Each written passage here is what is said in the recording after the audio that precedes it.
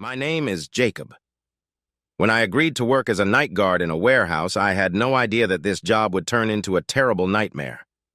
That night, it all started with an unusual feeling that did not give me peace. It was 2 o'clock in the morning when I heard a soft noise somewhere in the back of the warehouse. The sound was like scratching on a metal surface, as if someone or something was trying to get inside. At first, I thought that these were ordinary rats that decided to feast on the leftover goods, but this sound was too loud and persistent for the rats. I took the flashlight and started to that place. As soon as I got closer, the sound suddenly stopped, and the silence became even more terrifying. The flashlight flickered, casting strange shadows on the walls and shelves. My heart was beating like crazy, but I forced myself to move on. As I got closer, I saw a door that led to a locked section of the warehouse. They were awake. It was strange because I definitely remembered locking them before. Holding the flashlight to my face, I focused and opened the door wider. It was dark inside, and the air was heavy and musty. I took a step forward, and then I noticed something shiny on the floor, a small fragment of glass. My heart pounded even harder when I realized that it was not just a piece of glass, but part of a broken bottle. Has anyone been here? I tried to calm myself, but the feeling of danger didn't let go. Suddenly, I heard a faint whisper behind me. I turned sharply, but there was no one there. The whisper continued, and I realized that he was coming from further down the corridor. The flashlight illuminated only part of the path, leaving the rest in darkness. I moved forward, trying not to betray my fear. The whispers grew louder, and I began to make out individual words. They were in a language I didn't know, but they sounded so terrible that a chill ran down my spine. I reached the end of the corridor and saw that the door to the basement was also open. This basement had been closed for years, and none of the workers had entered it. My mind screamed that I should go back, but some invisible force made me go down. The steps creaked under my feet, and each step seemed like an eternity. When I got down to the bottom, the light of the flashlight revealed an old wooden table and walls covered with newspaper clippings. I got closer and saw that on each clipping was a photo of different people with the caption, "Missing." The bodies began to become more and more familiar. They were all local residents of our city. Suddenly I heard footsteps behind me. Someone was nearby. I turned and saw a figure in dark clothes. My heart sank when I realized that this was no ordinary burglar. It was someone much worse. His face was hidden by his hood, but I could feel his gaze on me. "You shouldn't have come in here," said a voice that made my heart stop. He took a step forward, and I instinctively took a step back. My hands were shaking, the flashlight flickered, casting a shadow on the walls, as if the darkness itself wanted to swallow me. "Who are you?" My voice trembled with fear, but the answer was only mocking laughter. Suddenly he rushed at me, and I barely had time to jump aside. My flashlight fell to pieces, and we were now in complete darkness. I could hear his heavy breathing nearby, but I couldn't see him. I rushed blindly to the door, hoping to find a way out, but suddenly I felt a strong blow to my back that knocked me off my feet. He was too fast and strong for a human. I was lying on the cold floor trying to gather my strength when I felt his hand on my throat. "You won't get out of here alive!" His voice sounded right in my ear. Desperation forced me to gather the remaining strength. I kicked him, knocking him back. This was enough to break free and run to the stairs. I flew up without looking back, knowing that he was still behind me. I ran out of the basement and rushed to the nearest door I could find. Locking it from the inside, I tried to catch my breath, but fear did not let me go. I realized that this warehouse was not just a place to store goods. It was a place where a real monster was hiding. Sitting in the corner, I heard his footsteps approach the door. He was looking for me. My mind was filled with fear, but I knew I couldn't sit here forever. I have to find a way out and call for help. Suddenly, I remembered my phone. Quickly pulling it out of my pocket, I saw that there was no signal. Cursing my fate, I began to look for other ways of salvation. My attention was drawn to the ventilation shaft on the wall. It was small, but maybe big enough for me to crawl through. I got up and started to unscrew the grill. Every second seemed like an eternity until I heard his footsteps outside the door. Finally, the grating fell, and I climbed into the ventilation shaft. The place was cramped and dark, but it was my only chance for salvation. I slowly crawled forward, trying not to make a sound. My hands and knees ached from rubbing against the metal walls. but I forced myself to keep going. I didn't know where this tunnel led, but any place was better than where I was. I saw a faint light in the distance. It gave me hope. I sped up, but suddenly I heard a noise behind me. He also climbed into the mine and now passed me. My panic increased and I started moving even faster, trying to reach the light. Finally, I exited the ventilation shaft and found myself in another part of the warehouse. There was more light and several large windows. I rushed to the nearest window, hoping to find a way out. Opening it, I jumped out and landed on the ground, ignoring the pain in my legs. I ran without looking back, knowing he could still be behind me. My only goal was to survive and warn others about this monster. It was not easy to get to the police, but I did not stop. He ran, stumbling and falling, but got up and ran on. Eventually, I saw the light of the police station, and with the last of my strength, I made it to the door. "Help!" I shouted as I burst inside.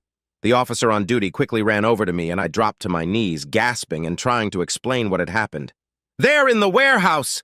Someone! He's going to kill me!" My words were slurred by panic and exhaustion. The officers quickly got together and went to the warehouse. I remained in the station, eagerly awaiting their return. My thoughts were confused, and I tried to understand who this man was and why he was chasing me. An hour later, the officers returned, but their faces were serious. They found no one in the warehouse, and all the doors and windows were closed. No signs of intrusion or struggle. They didn't believe my story and thought I was just overtired and imagined it all. I was sent home, but I couldn't calm down. This man was real, and I knew he wouldn't stop until he got to me. I decided to do my own investigation and find evidence of his existence. The next day, I returned to the warehouse, but this time I was ready. I took my camera with me and recorded everything I saw. I found the same room and ventilation shaft where I was hiding, but there was nothing suspicious. Suddenly, I noticed something on the floor, a small card with a name and phone number on it. That was the only clue I had. I called the number listed, but no one answered. Decided to go to the address indicated on the card. When I got there, the house seemed abandoned, but I felt that there might be a clue to the solution. I gathered my strength and went inside. An oppressive silence reigned in the house. The air was stagnant, and the light barely filtered through the dusty windows. My footsteps echoed on the wooden floor, giving me the feeling that someone else was watching me. I cautiously walked through the empty rooms, looking for any signs of life or clues that might lead me to an answer. Suddenly, I heard a soft moan coming from the basement. My heart beat faster again, but this time I was ready for any danger. Going down the stairs, I saw that the basement was filled with old furniture and boxes. A man was lying in the corner, bound and wounded. Her face was covered in blood, and she was barely breathing. I rushed to her and started untying the ropes. "Who did it?" I asked, trying to understand what had happened. He's here! We have to run!"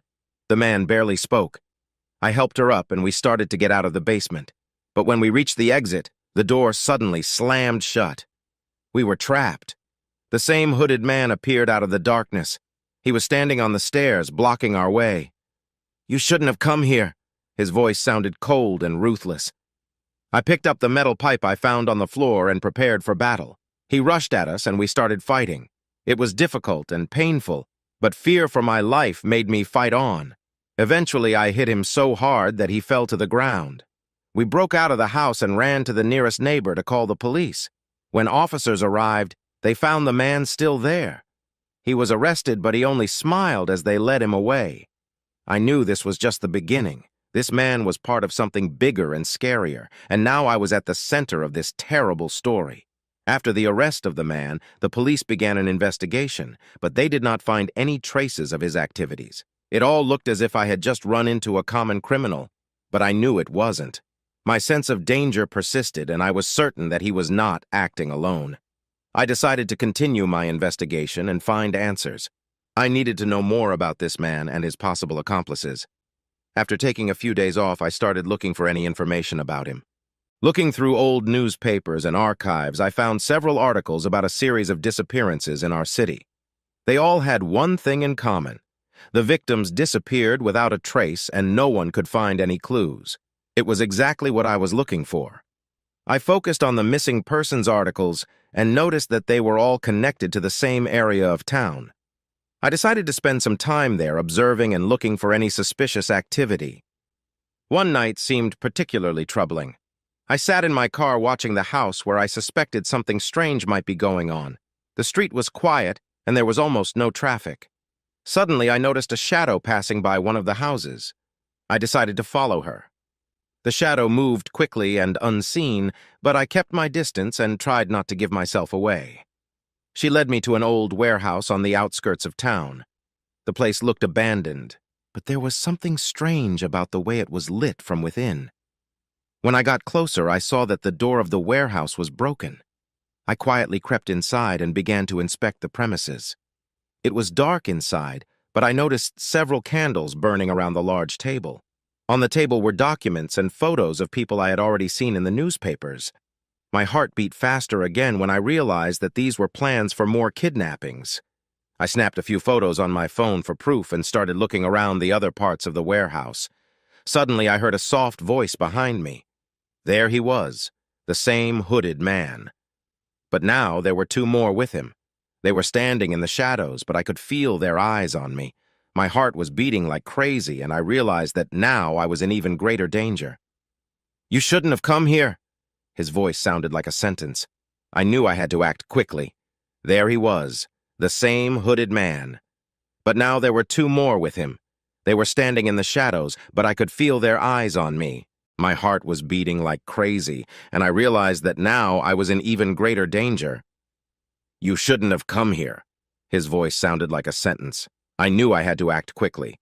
Realizing that escape is the only chance for salvation, I quickly turned around and rushed to the exit. It was difficult to navigate in the dark, but the adrenaline told me the way. I heard footsteps approaching from behind, but I didn't look back. Running out of the warehouse, I ran down the street trying to find cover. I ran into the best alley and hid behind a garbage can. I held my breath as I watched them pass by, looking for me. When they were out of sight, I pulled out my phone and dialed the police number. This time, the officers arrived quickly and surrounded the warehouse. I showed them my photos and told them everything I knew. The police went inside and, to my surprise, found all three men. They were arrested and interrogated. I soon learned that these men were part of a large group that abducted people for various dark purposes. Their actions were carefully planned, and each abductee served as part of their terrible plans. But now they were exposed, and everything began to fall into place. It seemed like the worst was over, but I felt like it was just the beginning. The police began to investigate the activities of this group, and every day more and more gruesome details emerged. The kidnapped people were found in different parts of the city, and all of them were in a terrible state. I became a key witness in this case, and my testimony helped to gather evidence against the criminals. However, I could not calm down. Unknown threats started coming to my phone and mail. I realized that I was in danger because the other members of the group were still at large. The police gave me temporary protection, but I knew I had to be careful. I moved, changed my phone number, and tried to stay in the shadows. However, my fear did not disappear. Every day I felt that I was being watched and that danger could appear at any moment. One day I received a mysterious letter with no return address. There was only one line in it. "We will meet again." It reminded me that the struggle is not over and that I must be ready for new challenges. Every day became a test. I could not sleep peacefully, constantly looking over my shoulder because I knew that I was being watched. The threatening letter continued to remind me that the group would not stop until they got their revenge. One day when I was coming home after a long day at work, I noticed that my apartment door was open. My heart beat faster and I realized that someone had been inside. I entered slowly, trying not to make any noise. All things were in place, but the feeling of anxiety did not leave me. Suddenly, I heard a soft sound from the kitchen. I got closer and saw a photo on the table. This was an image of me taken a few days ago as I was walking down the street. On the back of the photo was written, "We know where you are." I immediately called the police, but they couldn't find any evidence as to who could have left this photo. The officers advised me to be careful and not leave the apartment unnecessarily, but I knew I couldn't stay here much longer. I packed my things and decided to move to another city. Maybe there I can find peace and hide from my pursuers. The choice was not easy, but I understood that it was the only way to survive. A new beginning in another city gave me some peace. I rented a small apartment and tried to remain inconspicuous. The new life required caution, and I followed all the safety precautions. However, fear remained my constant companion. Every day was like a test of survival. I kept checking the front door to make sure no one had gotten in. I tried not to talk to strangers and not to leave traces of my presence. However, one day when I returned home, I found the letter under the door again. "We found you," the letter read. It meant they were on my trail again and that the danger still existed. I decided that I would not run away this time. It was necessary to find a way to stop them once and for all. I started gathering information about the group that was chasing me. He talked to people who might know something about them and gradually put together a picture. I learned that their roots went back a long way and that they had connections in different cities. They were well organized and had their own sources of influence. But I also learned that there were divisions within the group and that not all members supported the brutal methods. I started planning my next move. I needed to find someone from within the group who could help me destroy them from within. It was risky, but I saw no other option. My plan was to infiltrate the group and find an ally. After a while, I found one of the group members who was unhappy with their methods. His name was Thomas, and he was working undercover, trying to gather evidence against his colleagues. I met him in a cafe and told him about my situation. He agreed to help me, but warned that it would be dangerous. Thomas helped me infiltrate the group, where I began gathering information and evidence. We worked together trying to foil their plans and bring everyone involved in the crimes to justice. But we understood that we were risking our lives. Our investigation was gaining momentum. Thomas and I found a lot of evidence that could expose the criminals. But we also realized that our actions did not go unnoticed. The group began to suspect us, and we knew our time was limited. Once, when we were working on another plan, one of the group members approached us and started asking suspicious questions. We realized that our cover had been blown. Thomas advised me to disappear immediately, but I refused to leave him. We decided to act quickly and decisively. After collecting all the evidence, we handed it over to the police and informed them of our plans. The police organized an operation to arrest all the members of the group at the same time. This was our only chance to stop them once and for all. The operation began at night. The police surrounded the building where the members of the group were located and began making arrests. Everything was going according to plan until the firefight started. Thomas and I found ourselves in the very center of events, trying to survive and help the police. The shootout was brutal, and many policemen and members of the group were killed. But in the end, the police were able to take control of the situation. Most of the group's members were arrested and their leaders neutralized. I left the building, tired but happy that it was finally over. Thomas was also alive, although wounded. We did it together and were able to stop the group that was chasing me. After the operation, my life began to return to a normal rhythm. The police gave me protection and helped me move to a safe place. Thomas also got a new identity and started a new life. We stayed in touch and continued to support each other. Although the group was neutralized, I still felt anxious and afraid. This experience left a deep mark on my soul, and I knew that I would never be able to completely forget it. But I also realized that I became stronger and more confident. After the operation, Thomas received an injury that required serious medical intervention. He was taken to the hospital, where he spent several weeks in rehabilitation. I visited him often, helping to maintain morale. Thomas was a fighter. Even in spite of difficult circumstances, he never lost his optimism and determination. We discussed our future and how to move on with life after this horror. He shared his thoughts and plans with me, and it helped me not to lose hope. When Thomas finally recovered enough to leave the hospital, the police gave him a new identity and a witness protection program. This was necessary for his safety because the group might still have hidden allies who remained at large. We spent a farewell evening together, remembering all the difficulties we had overcome and thanking each other for their support. Thomas was grateful that I did not leave him at that critical moment, and we promised to stay in touch, even if it was difficult. I spent the next few months adjusting to my new life, thinking about Thomas constantly. We communicated through encrypted channels, sharing news and supporting each other. Thomas said that he started a new job in another city and tried to live a normal life. One day, I got a message from him. I think I'm being watched. Those words made me feel fear again. We agreed to meet at a neutral location to discuss the situation. We met in a small cafe far from our past lives. Thomas looked anxious and tired. He said that he noticed suspicious cars near his house and strangers asking about him. I realized that the group, or what was left of them, was not going to give up. "We have to be careful," I said. "We can't let them take over again." We decided to go to the police and report the situation. They increased security measures and gave us more support. However, the feeling of anxiety did not disappear. The police started a new investigation, and we were involved in that process. It turned out that the group did have hidden allies who were trying to revive their activities. It was dangerous and difficult, but we were not going to give up. Thomas and I became active participants in the investigation, providing all the information we had. We were back in the thick of things, but this time we were ready to fight. Our joint efforts helped the police uncover the remnants of the group and stop their plans. After this final blow to the criminal organization, we finally felt some peace. Thomas was able to return to his new life without fear of persecution. I also felt that the danger had passed.